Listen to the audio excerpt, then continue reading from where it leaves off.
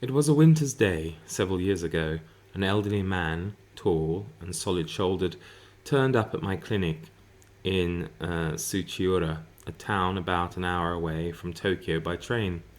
His face was a good deal larger than the average person's, with a forehead deeply lined with dark creases, thick purplish lips, and a muddy, yellowish tinge to the eyeballs, the kind of face that at first glance set him apart from most people.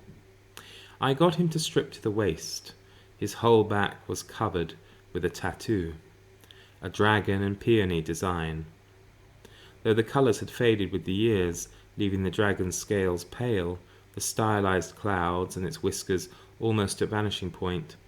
Even so, the design was striking and, in its way, oddly attractive. Inside the petals of the peony stood a woman. The dragon was about to swallow up the peony, and the woman with it. Her eyes were half closed and her palms joined in prayer, but an enigmatic smile played around her lips.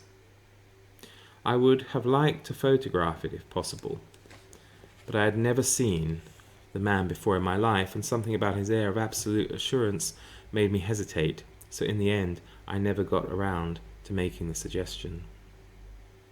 Hello everyone, and welcome to Book Time with Elvis with me, Mark, and welcome to another episode of Off My Shelf. And this week we have another Japanese book for you.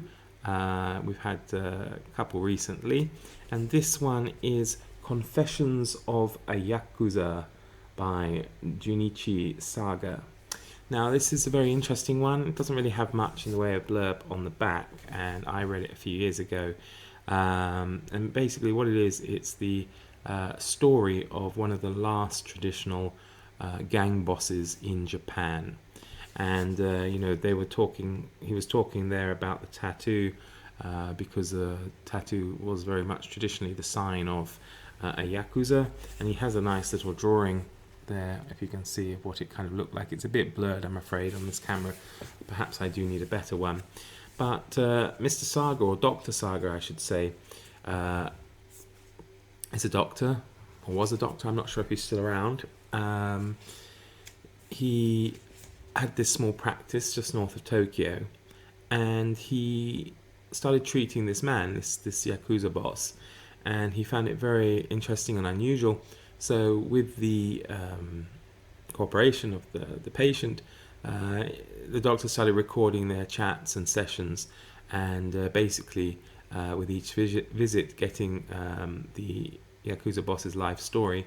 And it's fascinating because it takes you through the early years of the 20th century and how the Yakuza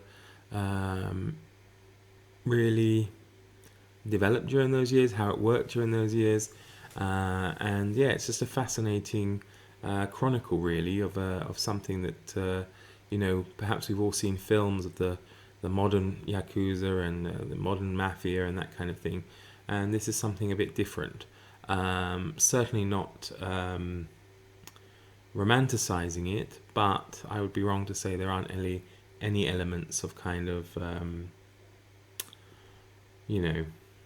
more honor perhaps among that older generation, although of course they were still criminals and quite often still barbaric. So yeah, it's a very interesting read, and I would recommend it. So if you get a chance to check it out, Confessions of a Yakuza by Junichi Saga, Dr. Junichi Saga. So thank you very much for watching, everyone, and see you next time. Do take care. Bye bye.